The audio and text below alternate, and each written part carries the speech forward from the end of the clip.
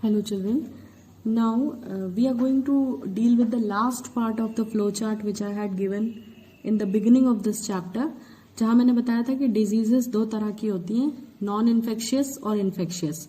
सो infectious जितनी भी थी, जिन्हें हम कम्युनिकेबल भी कह सकते हैं, जो एक इंसान से दूसरे इंसान को फैलती हैं, वो सारी हम पढ़ चुके हैं. Now we are left with only the second part of the flow chart, जिसमें हमें नॉन इन्फेक्शियस डिजीजेस के बारे में पढ़ना है.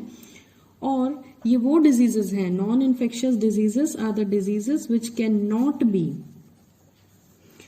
Transmitted, they can not be transmitted from one person to other.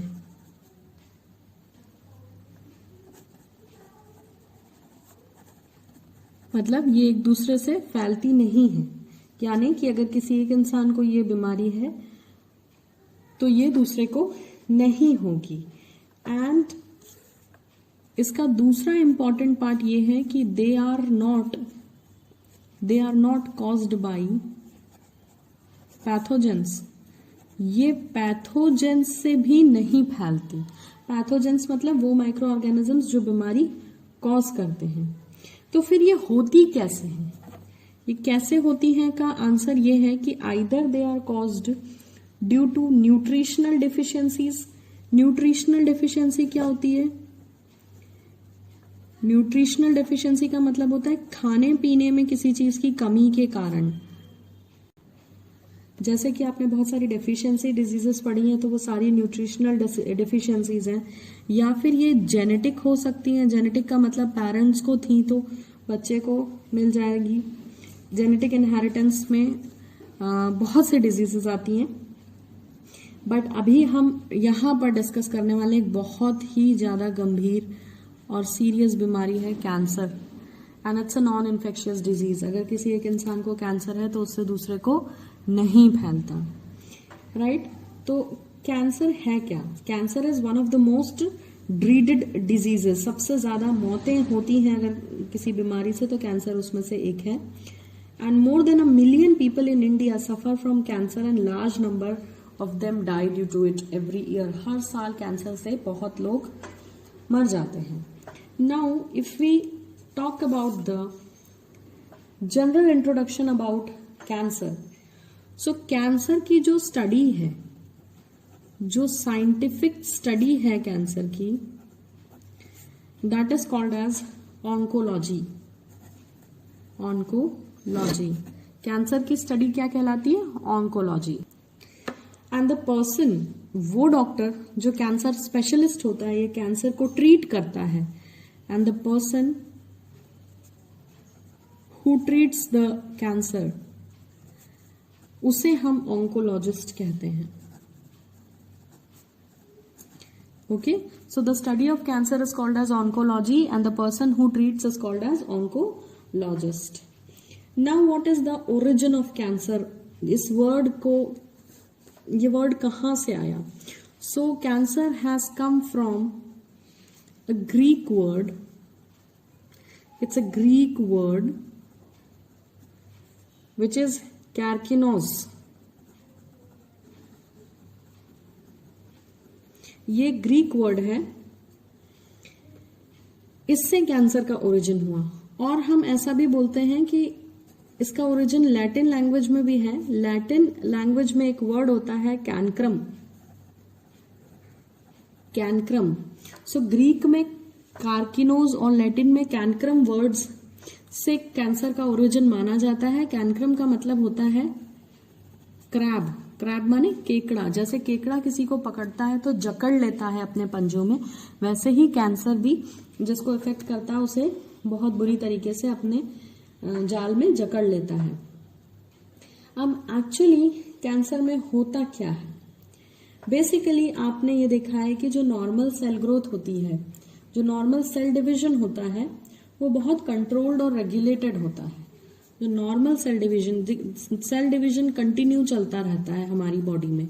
तो जो नॉर्मल सेल डिवीजन है दैट इज हाईली कंट्रोल्ड, बहुत ज्यादा कंट्रोल्ड होता है और रेगुलेटेड होता है. मतलब कि प्रोसेस प्रॉपरली चेक्ड होता है और सेल एक प्रॉपर्टी शो करती है जिसे कहते हैं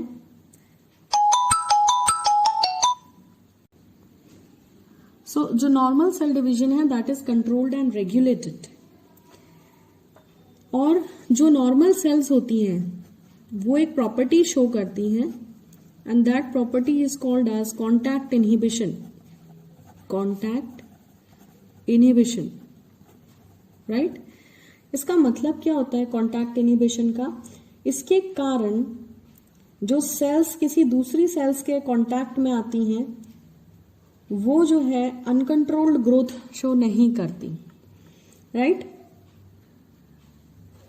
तो कॉन्टैक्ट इनहिबिशन की प्रॉपर्टी कैंसरस सेल में नहीं रहती, इसीलिए वो जो है बढ़ती ही चली जाती है।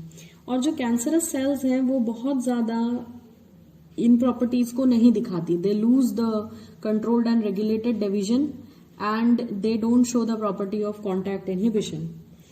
और ऐसी सेल्स जो ये प्रॉपर्टीज खो देती हैं, जिनमें ये प्रॉपर्टीज मिसिंग होती हैं, वो जो है बहुत अनकंट्रोल्ड मैनर में डिवाइड होती हैं और they produce a mass of cell.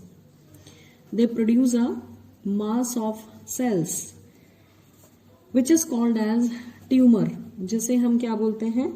Tumour बोलते हैं। Tumour is also called as neoplasm. Tumour या नियोप्लाज्म कहते हैं इसको। Therefore, there is a breakdown of regulatory mechanism in the cancer cell. जो कैंसरस सेल्स होती हैं उनमें जो है जो रेगुलेटरी मैकेनिज्म है, जो नॉर्मल बिहेवियर है, वो क्या हो जाता है? खत्म हो जाता है, जिसके कारण वो कैंसरस हो जाती हैं। Now let us talk about the tumour. जो ट्यूमर है वो क्या है? व्हाट इज दिस ट्यूमर और neoplasm? So if we talk about the definition of tumor, then a tumor is a mass of cells. It's a mass of cells which are formed due to, जो बन गई हैं uncontrolled, which are formed due to uncontrolled division of cells. Cells के uncontrolled division से जो sales बहुत सारी बन जाती हैं, जहां पे 2 बननी चाहिए थी वहां वो प्रोसेस रुकता ही नहीं है और वो डिवाइड होती चली जाती है और फिर वो एक लंप बना लेती हैं, एक मास बना लेती है, एक बहुत सारा ग्रुप ऑफ सेल्स बना लेती हैं, उसी को ट्यूमर कहते हैं। और ट्यूमर की ग्रोथ जो है वो कैंसर होने की तरफ इशारा करती है। और इन ट्यूमर्स को हम 2 तरह से क्लासिफाई कर सकते हैं, मतलब कि ट्यूमर जो है वो 2 तरह का होता है, राइट। जो फर्स्ट टाइप है that is called as benign tumour.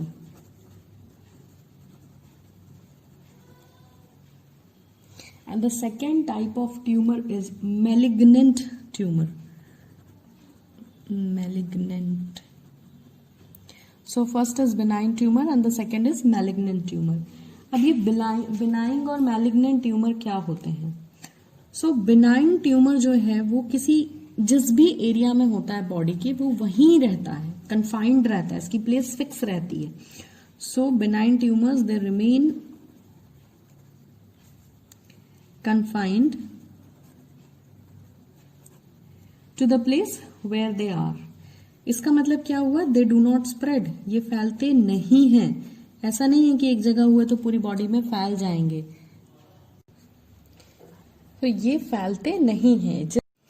And benign tumour जो है ये कम डैमेज करते हैं, दे कॉज लेस डैमेज। क्यों? क्योंकि ये जहां है बॉडी के उसी पार्ट में रहते हैं, ये फैलते नहीं हैं। जबकि मैलिग्नेंट ट्यूमर इनके बिल्कुल अपोजिट होते हैं, ये कन्फाइंड होते हैं, they do not remain confined. ये स्प्रेड नहीं होते, दे स्प्रेड, उनसे लेस डैमेज होता है। और मैलिग्नेंट ट्यूमर्स से जो है वो they causes a lot of damage, more damage, बहुत ज्यादा डैमेज करते हैं, क्योंकि ये किसी एक पार्ट में नहीं रहते, ये फैल जाते हैं। और इन्हीं को नियोप्लास्टिक और ट्यूमरस सेल्स कहा जाता है। So basically they are called as neoplastic और they are also called as specifically tumorous cells, क्योंकि ये सेल बहुत मैलिग्नेंट सेल्स जो होती हैं वो बहुत फास्ट ग्रो करती हैं, बहुत रैपिड ग्रो करती हैं और एक बॉडी के नॉर्मल सेल्स और टिश्यूज को इन्वेड करने के बाद बॉडी के अदर पार्ट्स में भी फैल जाते हैं। ये जो कैंसरस सेल्स हैं ये दूसरी सेल्स को स्टार्वेशन की हद तक जो है compete करती हैं। स्टार्वेशन का मतलब ये उन्हें भूखा मार देती हैं, इनमें कंपटीशन होने लगता है जो कैंसरस सेल्स हैं, क्योंकि वो बहुत ज्यादा ग्रो कर रही हैं, वो अनकंट्रोल्ड ग्रोथ कर रही हैं, तो उनका नंबर भी बहुत ज्यादा होता है। तो वो क्या करती हैं, जो नॉर्मल हेल्दी सेल्स हैं उनका भी न्यूट्रिशन खींच लेती हैं, जिसके कारण हेल्दी सेल्स को क्या होने लगता है, बहुत ज्यादा न्यूट्रिएंट्स की कमी होने लगती है। और ये जो सेल्स हैं बेलिग्नेंट ट्यूमर में जो सेल्स होती हैं वो ट्यूमर से अलग होकर के दूसरी बॉडी सेल्स में चली जाती हैं, वो दूसरे बॉडी पार्ट्स में चली जाती हैं ब्लड फ्लो के थ्रू, एंड वहां पर ये नया ट्यूमर कॉज करती है, और इस प्रॉपर्टी को मेटास्टैसिस कहते हैं। So what is metastasis? This is one of the property of malignant tumour cells. So metastasis, what is metastasis? So this is the property of malignant tumor, the cells of malignant tumor. यहाँ पर क्या होता है, ये जो cells हैं, cells they separate from malignant tumor. malignant tumor से ये cells separate हो जाती हैं and they reach other body parts. They reach other body parts through blood circulation. Blood circulation के थ्रू दूसरे बॉडी पार्ट्स को भी क्या कर देती हैं, इफेक्ट करती हैं, और इसी प्रोसेस को मेटास्टैसिस कहते हैं। सो बेसिकली अगर हम डायग्रामेटिकली इसको देखना चाहते हैं तो नॉर्मल जो सेल्स होती हैं, नॉर्मल सेल्स की ग्रोथ नॉर्मल होती है ना, लेकिन अगर ये हमारे टिश्यूज हैं, ठीक है, जिनमें नॉर्मल सेल्स हैं, ये नॉर्मल सेल्स हैं, ठीक, these are the normal cells and everywhere here you have the normal cells. इन्हीं नॉर्मल सेल्स में से कोई सेल्स का ग्रुप अगर मिसबिहेव करने लगता है और वो क्या कर लेता है, बहुत ज्यादा प्रोफ्यूज ग्रोथ शो करता है और बहुत ज्यादा अनकंट्रोल्ड डिवीजन करने लगता है, तो ये क्या बना लेते हैं, जहां पर जो है 2 से 4, 4 से 6 होनी चाहिए थी, वहां पर एक लंप ऑफ सेल्स जनरेट होने लगता है, एक ग्रुप ऑफ सेल्स जनरेट होने लगता है जो बहुत ज्यादा होते हैं नंबर में, and they are formed due to uncontrolled development, uncontrolled growth के कारण। तो ये जो आपके टिश्यूज हैं इनके ऊपर भी क्या होने लगेगा, इन सेल्स की अनकंट्रोल्ड ग्रोथ के कारण फोर्स लगने लगेगा, प्रेशर लगने लगेगा, क्योंकि कैंसरस सेल्स यहाँ इकट्ठा हो रही हैं। तो यहां पर हुआ क्या है, these cells have grown due to uncontrolled division. Cells they are undergoing uncontrolled division, uncontrolled division हो गया है यहाँ पे सेल्स का, जिसके कारण सेल्स का मास इकट्ठा हो गया है। So this is what, this is a tumour which is forming, this is a tumour which is forming, and here you are having normal cells, right. Now what are the causes of cancer, cancer के causes क्या हैं, ये एक बहुत important topic है, क्योंकि अगर आपको कॉजेज पता है तो आप कैंसर से बच सकते हैं। सो कुछ फिजिकल एजेंट्स हो सकते हैं, फिजिकल एजेंट्स यानी बाहरी चीजें, जैसे कि फिजिकल एजेंट्स में आती हैं एक्सरेज से एक्सपोजर है अगर ज्यादा, या अगर गामा रेज से एक्सपोजर है, या ये एक्चुअली आयोनाइजिंग रेडिएशंस होती हैं, और these two are ionising radiations. और सिर्फ आयोनाइजिंग नहीं, कुछ नॉन आयोनाइजिंग रेडिएशंस भी, जैसे अल्ट्रावायलेट रेज, आपने सुना होगा कि अल्ट्रावायलेट रेज अगर सन से ज्यादा अर्थ सरफेस पे आने लगेंगी तो कैंसर कॉज करेंगी। तो अल्ट्रावायलेट रेज जो है वो नॉन आयोनाइजेबल रेडिएशंस है, नॉन आयोनाइजिंग रेडिएशंस है, but still they are cancer causing.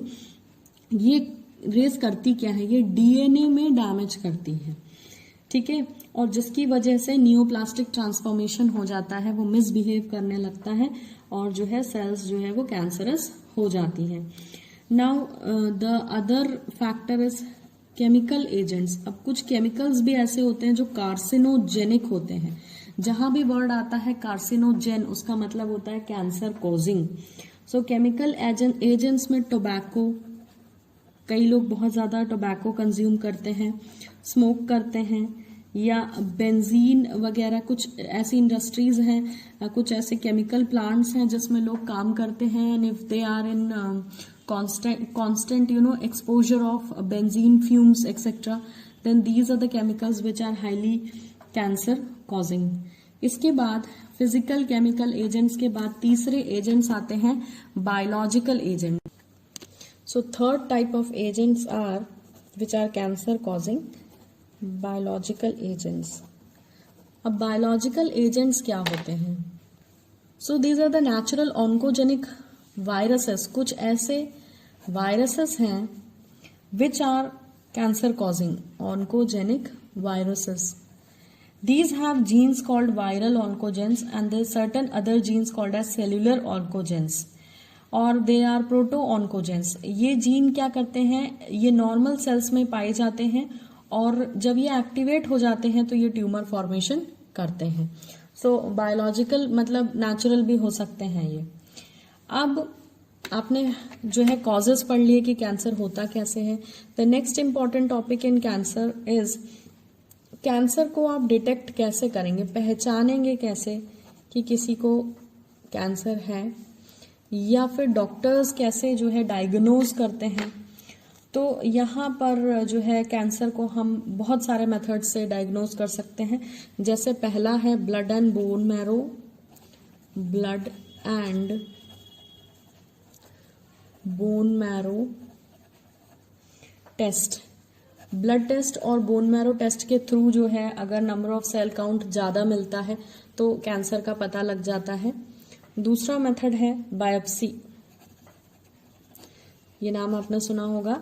It is a method in which a piece of suspected tissue is taken out by cutting thin section, staining and examining under microscope. Biopsy में क्या करते हैं, जिस भी organ में cancer होने का doubt है वहां से कुछ सेल्स को निकाल के कट करके निकालकर स्टेन करके उसको माइक्रोस्कोप में देखते हैं और अगर number of cells more than expected या नॉर्मल से ज्यादा है तो फिर कैंसर का पता चल जाता है. Next method of detection of cancer is radiography. Radiography. So what is radiography? ये इसमें एक्सरेज यूज होती हैं जिससे कैंसर का पता चल जाता है इंटरनल ऑर्गन्स में अगर कैंसर है. दूसरा नेक्स्ट मेथड है सिटी स्कैन, जिसका फुल फॉर्म होता है computed tomography.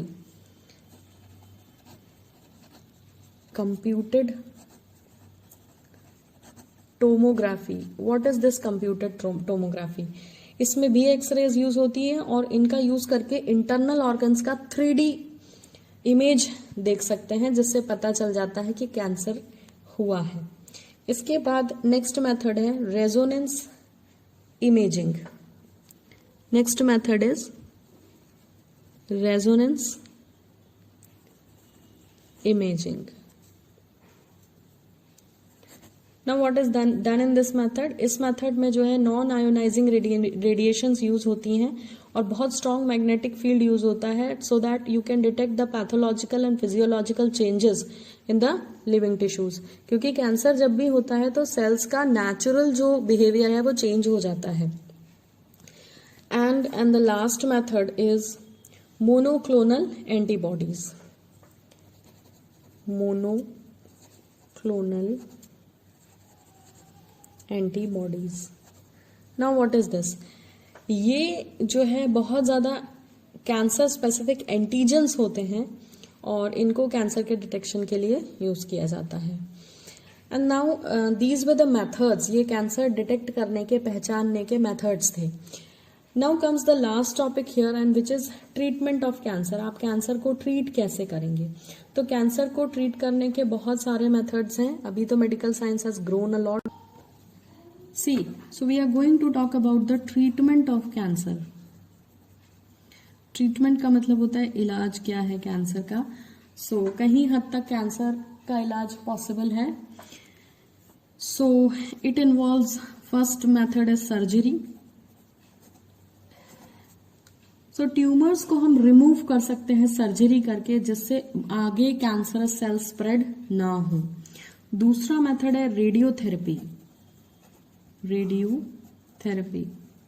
What is radiotherapy? Tumour cells को हम इरेडिएट करते हैं by lethal doses of radiation. Lethal का मतलब है डेडली। कुछ ऐसी रेडिएशंस जो सेल्स की ऐसी अनवांटेड ग्रोथ को रोक सकती हैं, वो जो सेल्स कैंसरस हैं उनको मार देती हैं, और फिर बाकी नॉर्मल सेल्स को प्रोटेक्ट करती हैं। क्योंकि जो कैंसरस सेल्स हैं जब वो ज्यादा होती हैं तो वो, मैंने अभी बताया थोड़ी देर पहले कि वो नॉर्मल सेल से कंपटीशन करती हैं स्पेस के लिए, न्यूट्रिशन के लिए। तो क्या होता है कि भले सेल कैंसरस नहीं है, वो नॉर्मल है, लेकिन वो प्रेजेंस ऑफ कैंसरस सेल की वजह से स्टारवेशन का शिकार हो जाती है, उसको कम स्पेस मिलता है ग्रोथ के लिए। सो रेडियोथेरेपी से हम कैंसरस सेल्स को किल कर सकते हैं। Then chemotherapy. What is this chemotherapy? इसमें बहुत सारे कीमोथेरेप्यूटिक ड्रग्स यूज होते हैं जिससे कैंसर सेल्स को किल किया जाता है, पर इनके बहुत सारे साइड इफेक्ट्स हैं, जैसे हेयर लॉस, एनीमिया, ये सारी चीजें बहुत देखने को मिलती हैं। And then the last method of treatment is immunotherapy. Immunotherapy. What is this immunotherapy? So biological modifiers like alpha interferons are used to activate the immune system and help destroying the cancer or the tumorous cells. यहाँ पर क्या किया जाता है इस therapy में, body के अंदर अल्फा इंटरफेरॉन्स डेवलप किए जाते हैं, और ये अल्फा इंटरफेरॉन्स का काम क्या होता है, ये हमारी इम्यूनिटी को, इम्यून सिस्टम को और एक्टिव करते हैं, जिससे कैंसर सेल्स के खिलाफ हमारा इम्यून सिस्टम फाइट कर सके। So these were the methods of treatment of cancer and this was all about the biology of cancer. So that's all for this video. I hope आपको ये समझ आया।